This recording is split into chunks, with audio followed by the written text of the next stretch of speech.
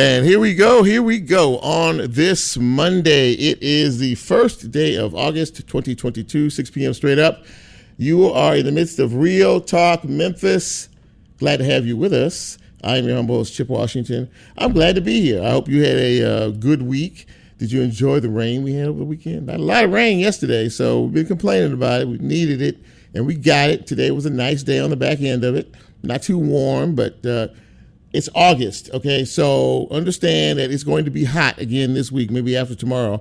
We're going to be seeing temperatures back in the mid to upper 90s, heat indices close to 110 degrees.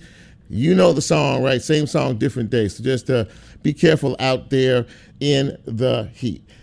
We have a pretty good show for you tonight. If all the stars are aligned and everything is working out well, we should do okay. Don't know if we're going to have Facebook Live tonight. We're going to see if we can try to set it up. I'm not sure if we can. But if not, there's always different ways to catch this fine piece of radio broadcasting. How? You can hear us live right now on 91.7 on your FM dial, WYXR. You can also go to the WYXR.org website and hear us live right now. We are also on the TuneIn app live right now. And, well, I'm reserving the usual, you can catch us on Facebook Live line because I don't know how that's going to work tonight. But we are going to repost the show on YouTube a little bit later on tonight or tomorrow. And we are a podcast. And as a podcast, when they post the show tomorrow, you can catch us wherever you get your podcast. All right? All right. So, talked about the weather. It was very, very nice. Good to have some rain over the weekend, a very nice Monday. And as I said a few minutes ago, we're going to have a pretty good show for you tonight. We're going to talk about a variety of issues, as we generally do on this show. Pat Mitchell-Worley is going to join us a bit later on in the show, about 6:30-ish or so, to talk about being named the new president and CEO of the Soulsville Foundation. We're going to find out how she feels about that and how she's looking forward. Also, we're going to speak to Reverend Ayanna Watkins. She is the executive director and lead organizer of MICA. We're going to talk, and they're a social justice organization here in the city, and we're going to talk about what MICA is doing and some of the changes they'd like to see in terms of the criminal justice area and things like that. So that should be pretty interesting. And later on in the second half hour, we're going to speak to Dr. Kendricks Hooker. Now, who is he? He's the vice president of Academic Affairs for Tennessee Southwest Community College, and they have launched a new program for a 2-year college that no one in the state of Tennessee has. I'm going to reserve all of that. That's a little bit of a tease. I'm going to reserve all that for coming up in just a little bit. We'll explain that in the second half hour. But as always, we are going to salute you. You know, when you're born, there's a reason for you to be born. And if you're still here, there's a reason for you to be still here. And we like to celebrate that here on the big radio broadcast. It is called the Shout Out. And we give you the birthday shout outs, make you feel good. And if your friends are out there listening, they can check it out as well. But we can't do that until I say, hit it, Lola. Happy birthday!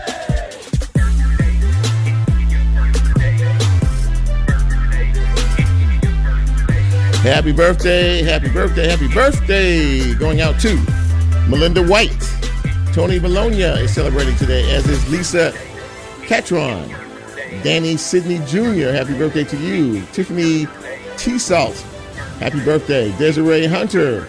Crystal Tate. Judy Stewart Alderson is celebrating today, as is Boris Thomaser. Bishop Matthew Jordan. Ann Farrell Snowden. Cynthia Bowen, is celebrating today. Annette Patrick, an old friend of mine, she's celebrating her birthday today, as is Chris, not Chip, Chris Washington. He's celebrating today. Tamara Levy, and my old television news colleague, Audrey Garrett, is celebrating her birthday today. So to each and every one of you, if today is your birthday, or your birthday's coming up this week, or you had one this past week or the weekend, happy belated, happy upcoming, and we hope the Lord lets us be here this time next year so we can celebrate your trip around the sun all over again. Cheers to everybody. Thanks, Logan. Okay, so in news and notes, we had a couple of well-known folks leave us yesterday. Basketball legend Bill Russell died yesterday. He was 88 years old, 11-time NBA champion, MVP, was a man who was very much of a leader in the social justice movement back in the day. Just an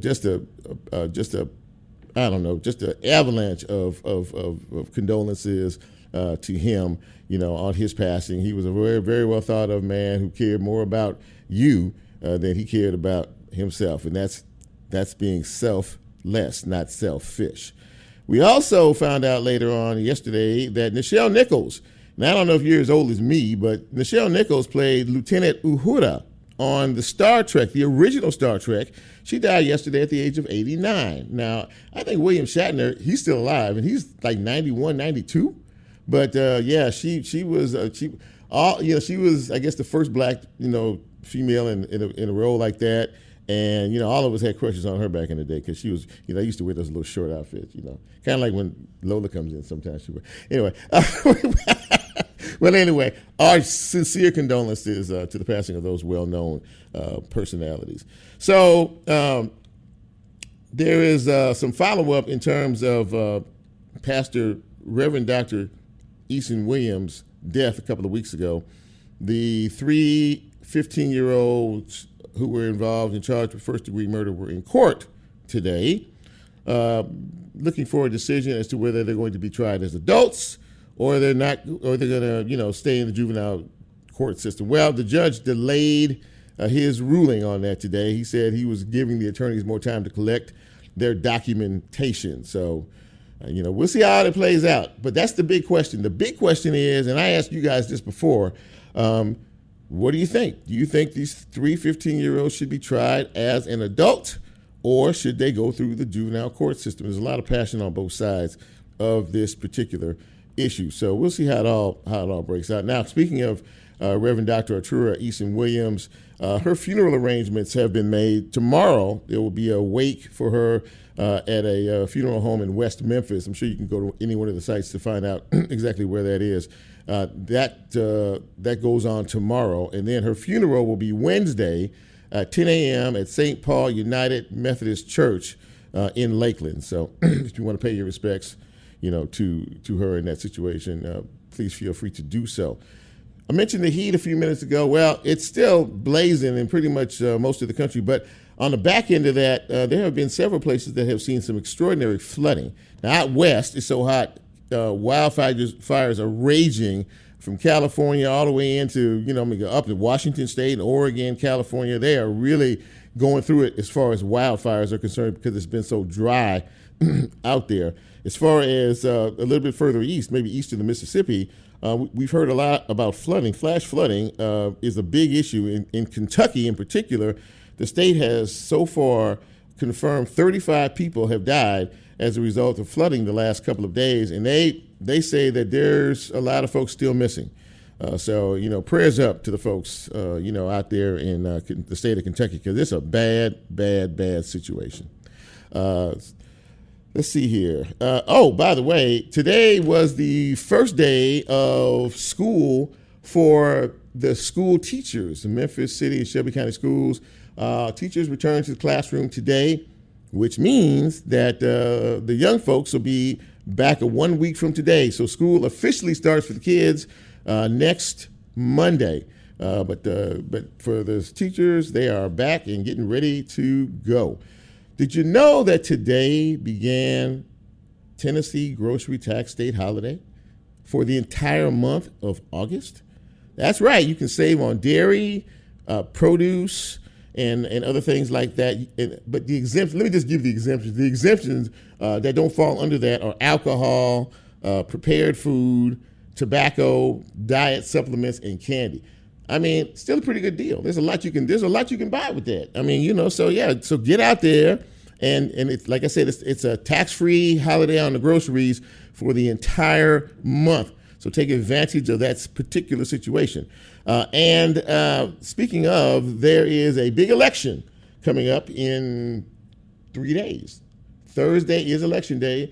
So you didn't early vote? Well, prepare to find some long lines, I'm pretty sure, on the day of the election, which is Thursday. You can't see signs every which way, and I don't know if there's going to be any major upsets, but I think the race I'm looking at is the district attorney's race. I think that could be relatively interesting. And with all of the issues pertaining to car tags and things like that, a race that was not considered to be close might be a bit closer for Wanda Halbert. But we will see how that goes. Now, speaking of the car tags, the clerk's office says that he has finally caught up with the backlog and has started to process and ship more than 8,000 plates that are now ready for delivery to the Shelby County mailroom. Okay, I'll give you my address off air because I haven't gotten mine yet. All right, so we need to take care of that business because I don't feel like getting stopped.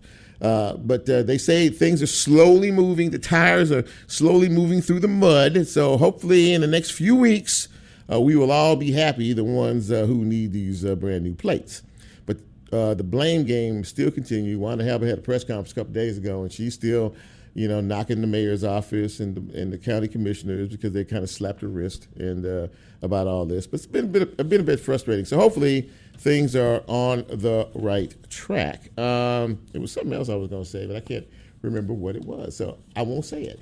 But I will say that we are going to take our first break. And when we come back, we're going to get things kicked off. We're going to talk a little bit about the condition of our city in terms of crime when we speak to the executive director of MICA, Reverend Ayanna Watkins. This is Real Talk Memphis. I am Chip. You know who you are, and we will be right back.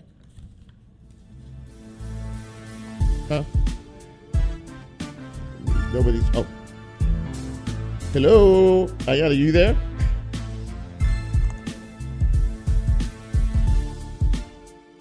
If you like Real Talk, here's a way you can get involved. Do you have a show topic idea or suggestion? Want to be considered a guest or have a guest idea? Then send Chip a message on his Real Talk show page and you can be a part of the Real Talk experience. So as he always says, go out and tell somebody. We'll be right back.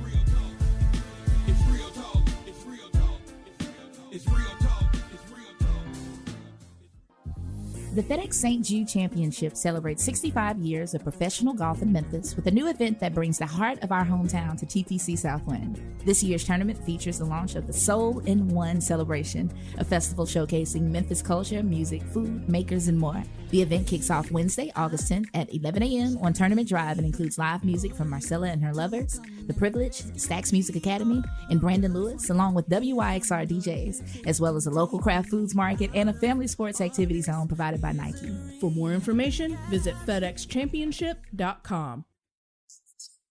The next round of our collaboration beers with Crosstown Brewing Company is ready. Take a walk down the tart end of the street, where soul music meets a fruity and flavorful sour beer with notes of pineapple, peach, and apricot. You can find the beer at grocery stores and other local Crosstown Brewing Company retailers. A portion of the proceeds goes towards helping WYXR and supporting community radio in Memphis. Visit crosstownbeer.com for more information.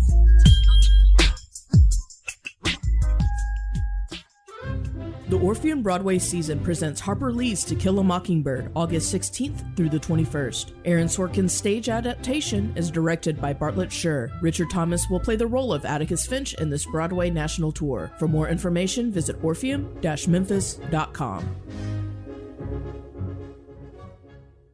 The University of Memphis is proud to be a founding partner of WYXR. They are hiring technicians, electricians, plumbers, custodians, and HVAC mechanics. The job fair is in the ballroom on the U of M campus on July 27th from 10 a.m. to 2 p.m. Free parking is available in the Zach Curlin Garage. For more information, call the HR department at 901-678-3573. That's 901-678-3573.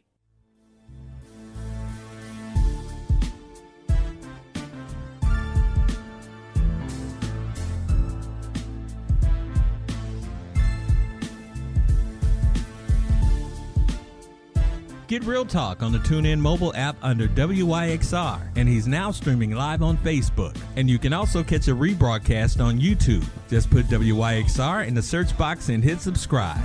Now back to more Real Talk with Chip Washington.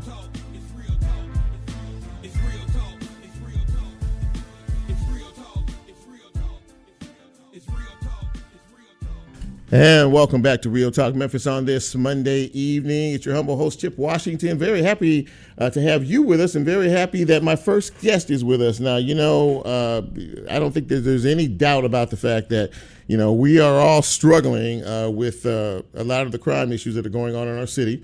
I don't think it helps to, turn your head or hide from it, because there's a lot going on out here. And I think one of the more high-profile, very sad occurrences happened a couple of weeks ago when the, Reverend Dr. Atura Easton Williams was killed in a carjacking at her home by 3 15-year-olds who were involved in all of this. Well, last week, there was a press conference held because there's the instantaneous debate was, do these 3 young people need to be sent straight up to the adult version of prison and jail, or stay in the juvenile justice court system? Well, the family of Dr. Easton was there at the press conference. They held a press conference, and they both all spoke very eloquently about their mom and their wishes. And someone else who was there, someone who's been out in these streets and really trying to change the system for the better, because there's some inequities. Please welcome to Real Talk Memphis, Reverend Ayanna Watkins. She is the executive director and lead organizer of MICA. And Reverend Watkins, it's so good to see you. Thank you. Thanks for having me. Good to see you too. Absolutely. So wanted to allude to the press conference because you all were there. You were there in particular. Mm-hmm. And I guess before we move forward, tell everybody who doesn't know exactly what MIFA is. MICA is as an organization, what you all do and what you are trying to get our city and our counties to move in the same direction on. Absolutely. So MICA is Memphis Interfaith Coalition for Action and Hope. We are an organizing coalition of over 80 faith, labor, and community organizations. Oh my. And we're joining together to give a more powerful voice for issues of justice in our city. We like to say we're an organization of organizations. And so we're trying to build on the community institutions and structures that are already in place to continue to bring attention to these issues that are plaguing our people. And frankly, sending a lot of folks to our individual congregations and nonprofits for help. This is a way for the folks who do that work to go upstream and to say, what's causing folks to have to need these services? What's causing us to get to this point in the first place? So that's what MICA is doing. We've been doing that. We had our first meeting in 2016 in October, just before the legendary election at the federal level. And just after the also legendary protest on the I-40 bridge right here in Memphis. And so it was a time, it was the right time for us. We chose the issues that we would work on in 2018. And here we are coming up on 5 years since that time. So talk about any successes that you have seen, and more importantly, what we're looking at down the road, because I think that we're at a very critical juncture here. I mean, we've seen crime escalate in ways I hadn't seen in years. And more troubling is the fact that so many young people are committing very serious crimes. Talk a little bit about that and your agenda moving forward in terms of what you would like to see from some of these partnering organizations, because as you said, there is strength in numbers. That's right. So as MICA, we work in 3 particular areas: economic equity, education equity, and race and class equity in the justice system. And a lot of the conversation that we have around crime tends to fall into that last pillar of work, right? Around the justice and the criminal legal system. But of course, it's fed into by the other 2. Economic inequity, education inequity. We can't untie any of those things. I was talking to someone who knew Reverend Dr. Artur very well, and she was very saddened, of course, by her death, and saddened even more deeply by the fact that children were involved. And she said recently she stopped for gas at a gas station. Right. And 2 very small children, maybe elementary school age, came up to her car asking her for money. And she was so astounded by their young age. She said, "Where are your parents?" And they pointed to a car nearby. She said, if I'm looking at children who are begging in the parking lot of a gas station when they can barely tie their own shoes, why are we surprised that 5 or 10 years down the road, children are doing what we consider sometimes to be grown-up crimes, right? Our children are struggling. Yes. Yeah. And our families are struggling. And everybody's just sort of at their wits' end. And so I agree with you. I think this is a critical point in our history. I think this is a critical point for our city and our county, and for us to say, what are we going to do to turn this thing around? Yeah, so I mean that is the question, and I saw several folks, organizations, for justice at that press conference. Just City was there, and several others, and I know that many of you, I think a big role is to try to challenge some of our political leaders, into really starting to try to develop. But let me ask you, what is it that we need to do? What is it? I mean, what do you see as an organization that has a little teeth, that has some teeth to it, that we need to do to help these kids? Last week, I had a couple of pastors on who were very close to, Dr. Easter Williams, and the question comes up, and it's still coming up, is what do we do with juveniles who commit adult crimes? Do you think that they should be sent up, or does it depend on the case? I mean, what's the viewpoint there? Sure. I'll tell you something, and I can tell it in Sister Ayanna's words that I heard her say at the press conference, right? When she was told by our current district attorney that these young people can be better served in adult jail, in adult detention, than they can in juvenile detention and youth detention. That is a travesty. What are we doing with our juvenile justice system if not to give children a chance to have and redeem their adult lives, right? And so I understand the argument when people say, children committing adult crimes, but these children are also facing adult-sized problems that they're not equipped to fix. What happens when you have to go to school hungry? What happens when you come home and there's no lights, no heat in the winter, no AC in the summer? And that's happening because we're having jobs for their parents that barely pay the bills, if that. And so these problems are systemic. And I know sometimes everybody doesn't want to, we want to reach for the immediate solution. And of course, I want that too. I want to be able to push a button and magically fix it. Sure. But I know we didn't get into this problem in a day, and we're not going to get out in a night.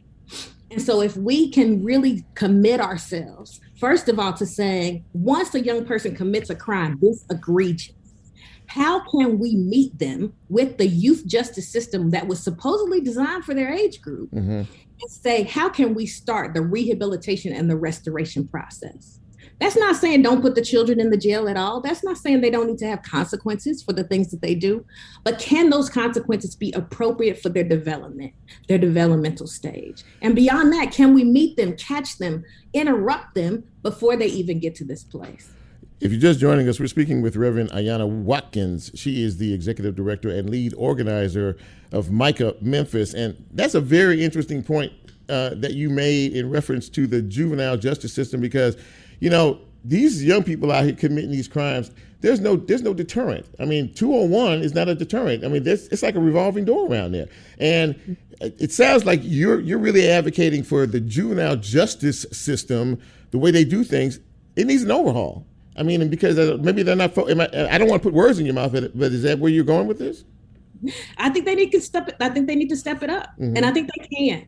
If we can resource the juvenile justice system with age and developmentally appropriate resources, what if we can make interventions? I used to do this work as a social worker. Before I was a community organizer, I was a social worker, and I would go to juvenile detention, and I did poetry, and I try to help folks get in touch with their feelings and unpack past traumas. Sure. If we can't get these children counselors, if we can't get them what they need, how? They're going to come out eventually.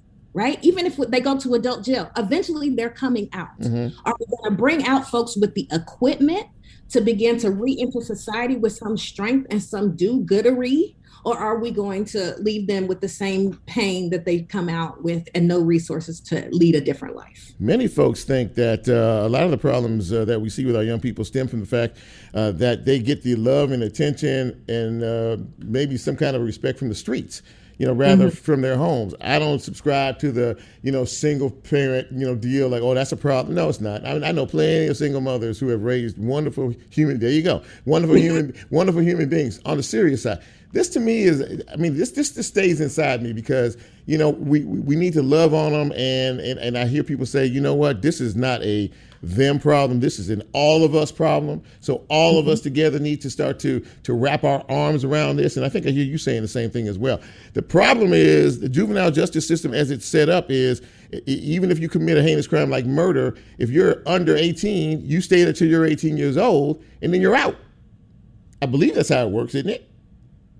It's a lot more complicated than that. And I will leave an attorney and a judge to give you a much better explanation. But again, let's find appropriate consequences, right? We're not talking about letting somebody who committed murder out in another year, but what's an appropriate consequence for what has happened, especially given what's already happened to the child in their own life? So really what you're doing is you're asking the base question. I mean, what can be done? Something should be done is what you're saying clearly, but what can be done is how we get all the brain trust together to figure it out. Because I'll be honest, we have very shocking events like this one, and then we have a march against gun violence, and then 2 hours later 3, 4, 5 people are shot.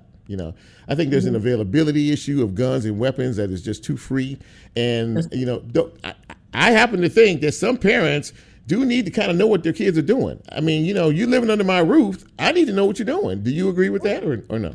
Oh, 100%. As parents, I have a 5-year-old and a 2-year-old at home right now. Okay. Oh, okay. Yeah. Right. Yeah. So I have to take care of mine. I have to know where they are. And as they continue to grow and get older and more independent, I need to know where they are 100%. But what if I had to work 2 jobs?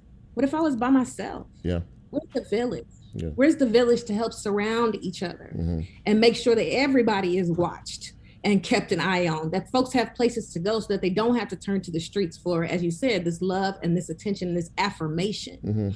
And where are the places where we can cut off some of these things even before they start, right? You're not going to solve crime by taking carjackers off the street alone. You have to do that. But if you stop there, then you've left the siblings and the cousins who now want revenge, who now are angry because their loved one is locked up, right? And now we've created another situation that's ripe for more crime. We can't keep doing it one child at a time. The cycle continues, and it's a sad cycle that we see. But we think we're very thankful for organizations like you who bring awareness and attention to the forefront, which needs to be happening. And at some particular point in time, somebody's going to listen, and hopefully there'll be some really serious conversations about how we wrap our arms around these children, because you just brought up several points about, what about this? What about that? And what if a parent has to work 2 jobs and the kids are left alone? Those are extraordinarily important points that need to be digested and worked out at some particular point in time. But listen, I really want to thank you for coming on the show, and more importantly, what you do to help us see things better in our community, because we desperately need it. And any events, activities, or things that you have coming up down the road, please feel free to reach out. We'd love to have you back on the show. Thank you. Thanks so much for having us, and tell people remember to vote on August 4th if you haven't already. Amen to that. Remember to vote. Thank you so much, Reverend Ayanna Watkins. You have a good night. Take care. Thank you. You too. Yes, ma'am. So that was a good conversation, and there's a grain of truth in there. There's a whole bunch of it, actually. When you're thinking about our young people, a lot of folks have abandoned the concept of reach one, teach one, or it takes a village to raise a child. It takes all of that to raise these kids these days, because there's a big hole. There's something missing there. But in any event, I'm very thankful for her to take some time to talk to us this evening, and particularly about this issue. And she's right. Voting election day is Thursday. And by the way, before we go to break, we're talking about these young juveniles. There was a raid that the police department did yesterday. They rounded up 14 individuals in a carjacking ring. The youngest one, 10 years old.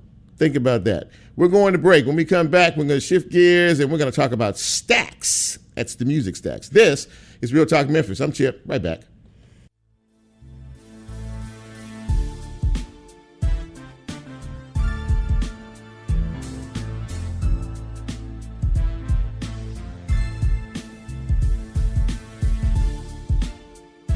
If you like Real Talk, here's a way you can get involved. Do you have a show topic idea or suggestion? Want to be considered a guest or have a guest idea? Then send Chip a message on his Real Talk show page and you can be a part of the Real Talk experience. So as he always says, go out and tell somebody. We'll be right back.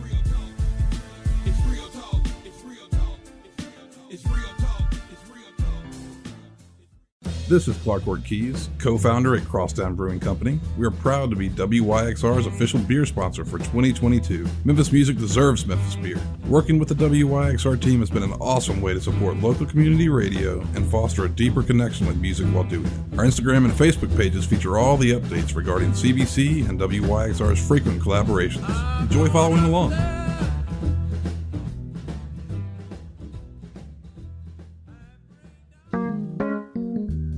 Support for WYXR comes from Focal Point. Located in Crosstown Concourse, Focal Point is a Southern College of Optometry clinical facility that offers fittings with designer eyewear and eco-friendly frames. Learn more at focalpointcrosstown.com.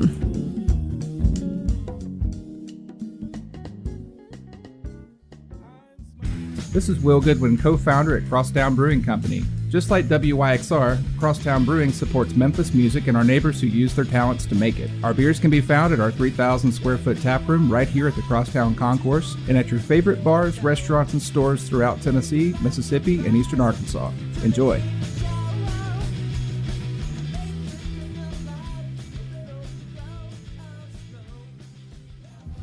The FedEx St. Jude Championship celebrates 65 years of professional golf in Memphis with a new event that brings the heart of our hometown to TPC Southwind. This year's tournament features the launch of the Soul in One celebration, a festival showcasing Memphis culture, music, food, makers, and more. The event kicks off Wednesday, August 10th at 11 a.m. on Tournament Drive and includes live music from Marcella and her lovers, The Privilege, Stax Music Academy, and Brandon Lewis, along with WYXR DJs, as well as a local craft foods market and a family sports activity zone provided by Nike.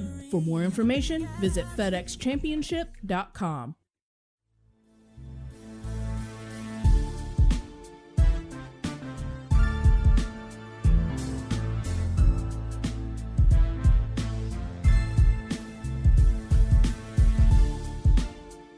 Get Real Talk on the TuneIn mobile app under WYXR, and he's now streaming live on Facebook. And you can also catch a rebroadcast on YouTube. Just put WYXR in the search box and hit subscribe. Now back to more Real Talk with Chip Washington.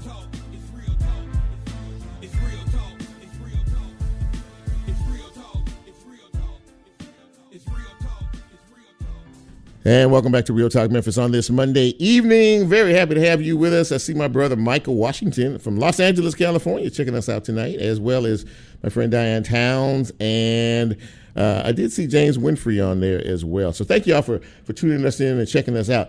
Stax Museum is our treasure. No doubt about it. It is, when you talk about the history of music, you can't even complete the sentence without talking about Stax. Well, my next guest is someone who we all know, and she's been around the music scene for many years. And recently, she was promoted or appointed or whatever the word is. She's in charge now. How about that? Please welcome to the show, Pat Mitchell-Worley. There you go. She's the president and CEO of Soulsville Foundation, which basically covers all the aspects of Stax. And Pat, my friend, good to see you.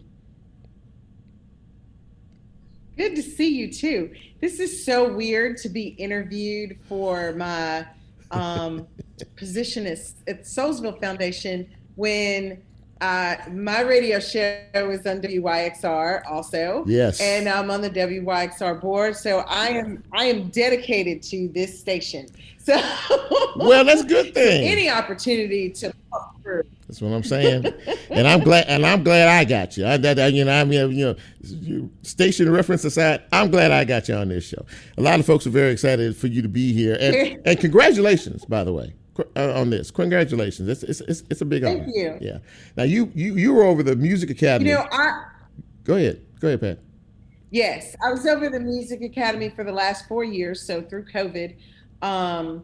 It's really funny because I've been telling people this story because it's just a true perspective of where I feel like I am. Right. And I had a little panic attack the other night. Why? Because I realized that the legacy of Stax Records as it stands in Memphis, Tennessee, is now under my leadership.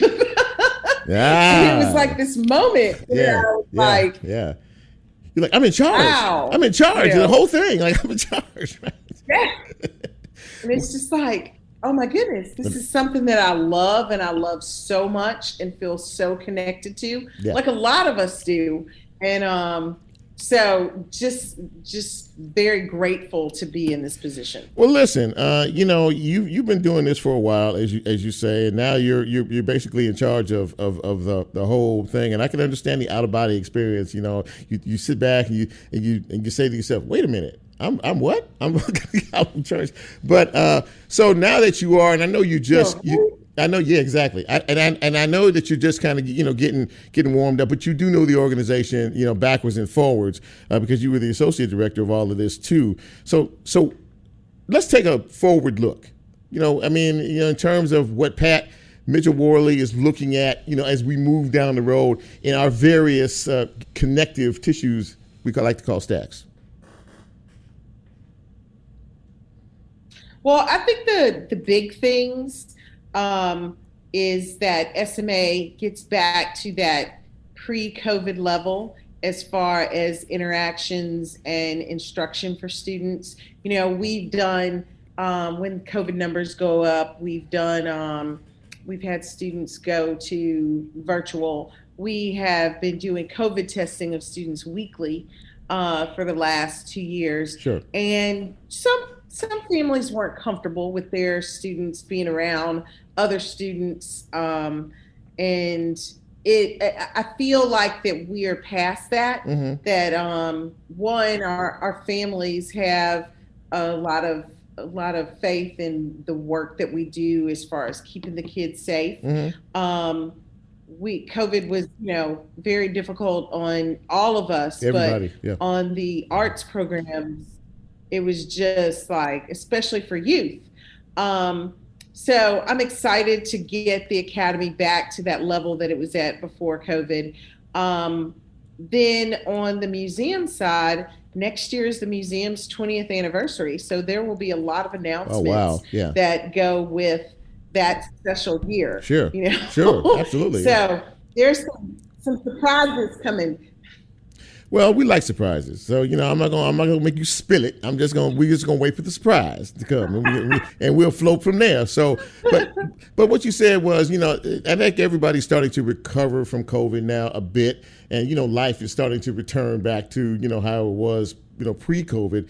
And obviously I hear what you're saying. That's a very important dynamic because, you one thing you do deal with is a lot of young people. There's a lot of young people, a lot of talented young people, a lot of, and they're in the midst of this experience. They're going to the Academy, you have the museum there and everything. So that is vitally important because obviously, you're raising folks, who could be the next big thing musically, but even maybe down the road, run the organization. Talk about that. Yeah, all of the students who attend the Music Academy, not all of them want to be the star. Right. They don't want to be the one with the spotlight performing. Sure. They may be a sideman, they play horn. Mm-hmm. They may be in production. We have a pretty dynamic production department where students learn every behind the scenes role that goes into putting on a show. Mm-hmm. We even do film. And for those students, just the opportunities that come through the program and the things that they get to do give them real world experience. Our students are volunteering and even we do placements with them. And they get jobs where they make money and they get to go out and do the things that they've been learning in the classroom and do it in the real world. So that experience has been amazing for them. So we don't know if that the student that we're looking at, the potential of people, trying to capture that and inspire young people, that person they could be the next huge star, but they could also be a person that is satisfied with the job that they have, that can make a fair living from their craft. And those are the people who are your neighbors, and their kids go to school with you, and they make up our community. So one of the things that we talk a lot about over here is your goal to be a superstar, or is it just to be able to do the thing that you love every day and to make a living doing it? And I think that comes out a lot, because a lot of students are like, yeah, if I can make a living, that's all I want. Yes, that's really why I create. And so we hear those conversations a lot in the Music Academy, but then also they're experiencing, jobs that they never knew existed. Yeah. If you're a young person, you don't really know everything that's out there and is available for you. So both ways. Then we have, like, let's say we talk about the thousands of kids who come through the museum and learn that story, and look at these young people who were the same age as they are. Now, exactly. who were traveling the world. It's sort of mind blowing. It is, and it has to bring forth a great sense of pride. But listen, I got to run, but I had to have you on because I've known you for a while, and was really excited, as are quite a few people out there, that you are now running the whole thing, and it's been left in wonderful hands. And so again, congratulations. Thank you. Congratulations, the new president and CEO of Soulsville Foundation, Pat Mitchell Worley. Listen, you're always welcome back to Real Talk. So, maybe between now and again, when you have some surprises for next year's 20th anniversary, maybe I can pry a couple of those out of you before it happens. Before it happens. So. Oh, we'll see. I'll come up with something. I know something you will. Special just for you. I appreciate that, Pat. Thank you so much. Thanks for coming on Real Talk. I really appreciate it. It's good to see you. Take care now. Thanks. All right. See you later. All right, Bye. great. Bye-bye. Great interview there with Pat Mitchell Worley, and she's running things now over at the Soulsville, and that's a very, very good thing for all of us. We're very excited for her, and congratulations from all of us here at Real Talk Memphis. We're going to take our final break, and when we come back, we're going to shift to the education side of things, and I'll just leave you with this tease. Have you ever wanted to fly an airplane or be a part of that industry, but didn't know how you were going to do it? Well, I have the answer after the break. This is Real Talk Memphis. I'm Chip. Right back.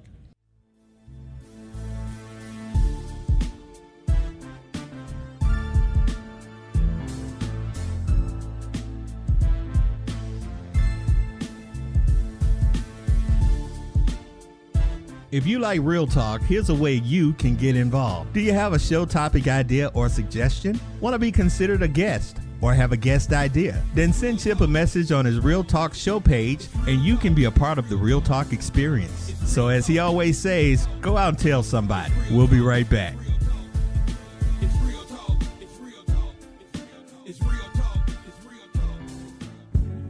Music meets you wherever you are. A great record finds you, and the trick it pulls off is that it records you. The music always remembers who you were when it first hit you, and for the rest of your natural-born life, wherever you go, music can take you back to whoever you were. At Loaded for Bear, the way we approach art and brand design is to find our clients wherever they really are, meet them there, and create lasting work that captures who they are. Just like y'all, we're from Memphis, and we're listeners. Loaded for Bear is proud to ride for WYXR and community radio anywhere.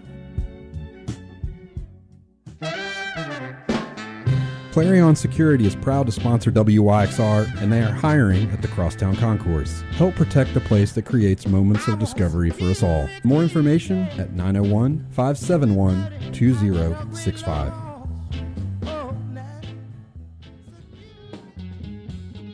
Mempho Music Festival returns to Radiance Amphitheater at Memphis Botanic Garden on September 30 through October 2nd. This year's fest features the excitement of the Black Keys, Widespread Panic, Wilco, Jason Isbell, Portugal the Man, Tank and the Bangers, Bobby Rush, and many more. Visit memphofest.com for ticket packages, lineup information, FAQs, and more. That's memphofest.com.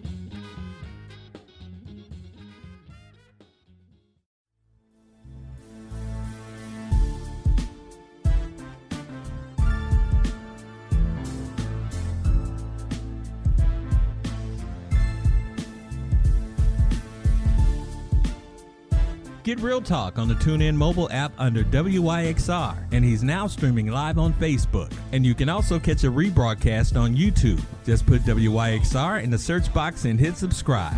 Now back to more Real Talk with Chip Washington.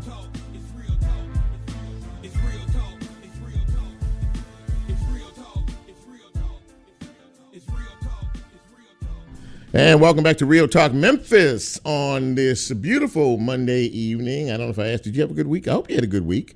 I had a pretty good week. Got some rain over the weekend. Things cooling down. But yeah, the heat is back, and it will be back later on this week. So I was doing some research, trying to figure out some interesting news to pass along to you fine folks out there who check this show out.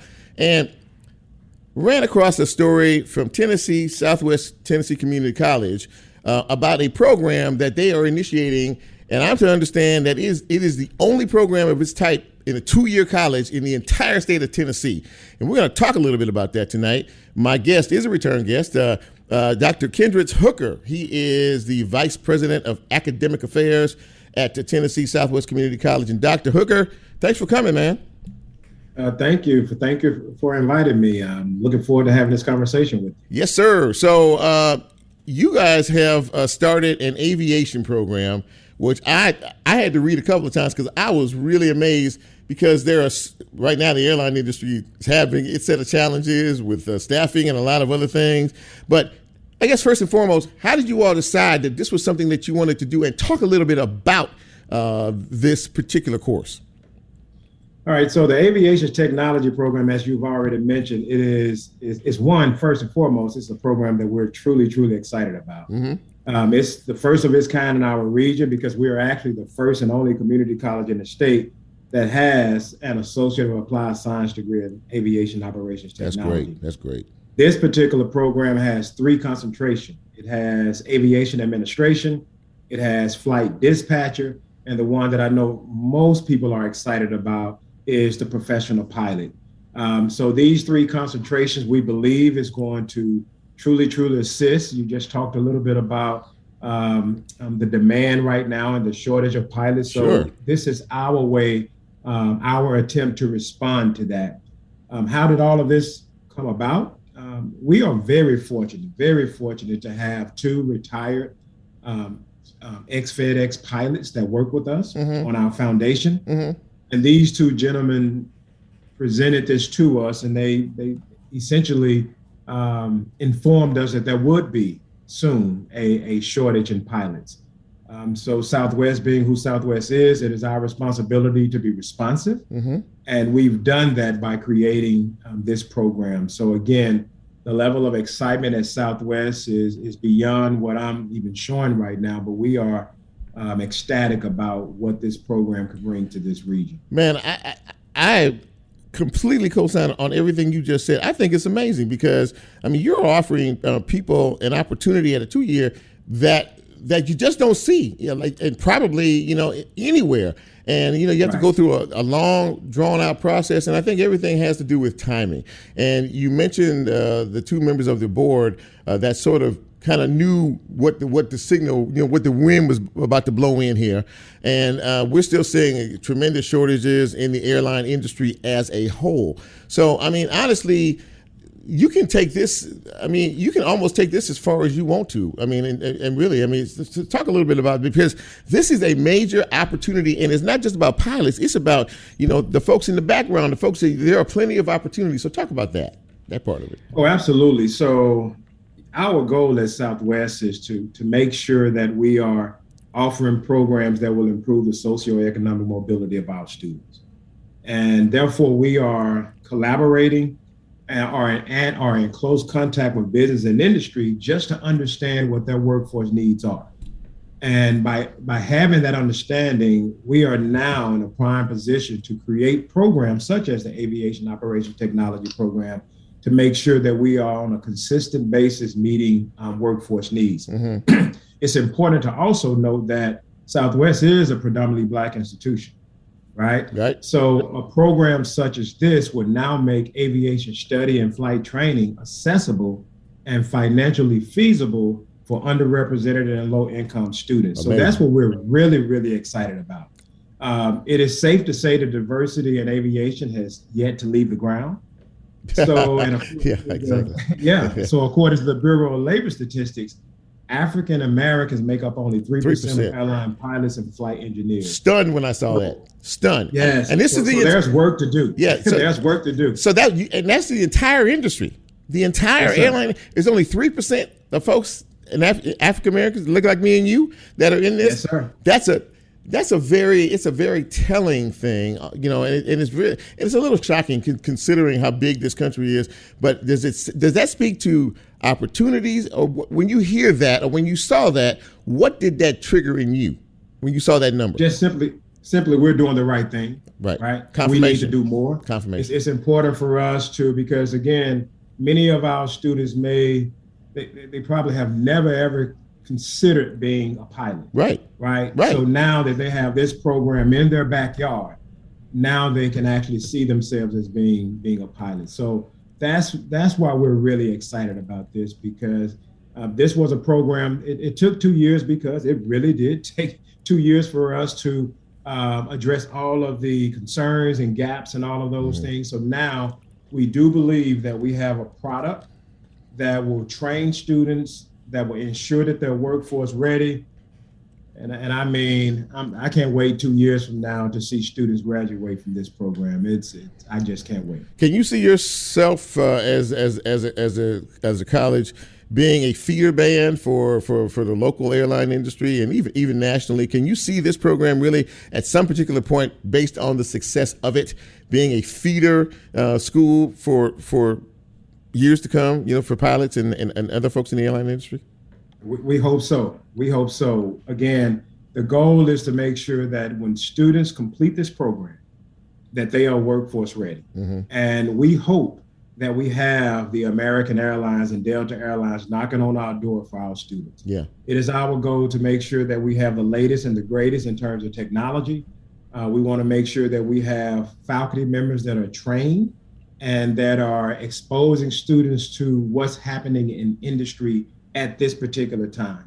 And I think if we do all of those things and continue to collaborate and converse with business and industry to make sure that we're on a consistent basis of addressing gaps and making sure that students are being, again, exposed to what's happening in business and industry, I think we'll do a fabulous job. It's all about partnerships. Now, before I let you go, anyone who's interested, give them all the information they need to contact you all, and let's get this plane off the ground. Yes, sir. So as always, the only thing that they have to do is reach out to Southwest. You can actually call us at 901-333-5000. Okay. Or you can email us at admissions@southwest.tn.edu. Okay. And our website is www.southwest.tn.edu. Listen, we're the only community college in this particular region in Memphis, Tennessee. So we're not hard to find. Not hard to find. And we have 7 locations, so we're not hard to find. Nah, man, you guys are doing it. Well, listen, I really had to have you on to talk about this, and I'm really excited for you and for the entire Tennessee Southwest Community College community, because this is a big deal here. This is the big deal. People want opportunities. They want opportunities. They're crying because there aren't any. This is a great opportunity. So congratulations to you all out there, and all the best. And you know what? Let's us partner up. If you have some interesting academic issues coming down the road, some things that our folks should know about, you know where to find me. Yes, sir. Absolutely. And more to come. We are in the process now, similar to the aviation operations technology program. We're constantly, again, meeting with business and industry, identifying what their workforce needs are, and developing those programs to meet those needs. Dr. Kendricks Hooker, Vice President, Academic Affairs, Tennessee Southwest Community College. Thanks for coming on Real Talk, and I really appreciate you, and congratulations again. Thank you, sir. Absolutely. Absolutely. Yes. Well, there you go. So that's a nice way to wrap up the show. And I mean, when you think about the fact that the statistics show that there are only 3% of African Americans in the airline industry in whatever capacity is in, that's a very, very big deal. And I hope that someone listens tonight or tells somebody that you listened tonight and heard about this. And if somebody's interested in that, you know what? Send them over to Tennessee Southwest Community College. I mean, this is a very great opportunity, and rare. It's the only one in the state of Tennessee. So I want to thank all my guests tonight. This has been fun. We spoke with Reverend Ayanna Watkins from MICA. She was the executive director and lead organizer. We also spoke with Pat Mitchell-Worley. She's the newly named president and CEO of the Soulsville Foundation. And, of course, we just finished up with Dr. Kendricks Hooker. Thank you, ladies and gentlemen, for paying attention to what we do around here on this little radio show. I have a small platform, and it's every Monday night from 6 to 7 p.m. I see my friend Ward Lindsay is checking us out, and my barber and pastor, well, he's not my pastor, but he is a pastor, Carlos J. Rogers Sr., he's checking us out, as well as Cynthia Davis, too. She's checking us out as well. Let's see here. Diane Towns watching us tonight, and Miss Nicholson, you checking us out. I haven't seen you in a minute. I'm glad to see you back on the old Facebook Live. So listen, if you like the show and you like what we do and you like how we do what we do, tell a friend. We are just short of 500 members of the Real Talk Radio Show fans page. And as what time is it? We got another minute. I'm gonna ramble. How much more time we got? A couple minutes? Okay, yeah. Lola behind the board tonight. So yeah, okay.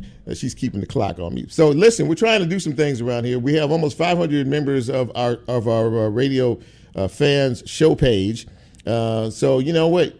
We'd like you to check us out. You know, we're a friendly bunch around here, and we provide information. And more importantly, I want you to get more involved in the show. When you hear certain guests or when you hear certain things that are said, or you have some thoughts and suggestions about how we can continue to grow the show and make it better, because that's my goal, is to make this show stand up and stand out. And as Lola plays us out, once again, I'm very grateful to each and every one of you. Spread the word, okay? Pass the word. Please pass the word, okay? It's important, because if we can become something here, then we can become something out there. You understand what I'm saying to you? So as we get out of here, I'm very thankful to have the opportunity to sit in this chair every week. I really appreciate it more than you ever know, and it is my favorite time of the entire week, hanging out with you all for an hour. So for Nicole, for Lola, and my possible third person who will grill and work her in. We'll see what happens with that. Seriously, very grateful and thankful. If the Lord says so, we will be back here, same time, the same chair, and try to do it just a little bit better. So for all of us at Real Talk Memphis, I'm Chip, and I'm out. Have a great week.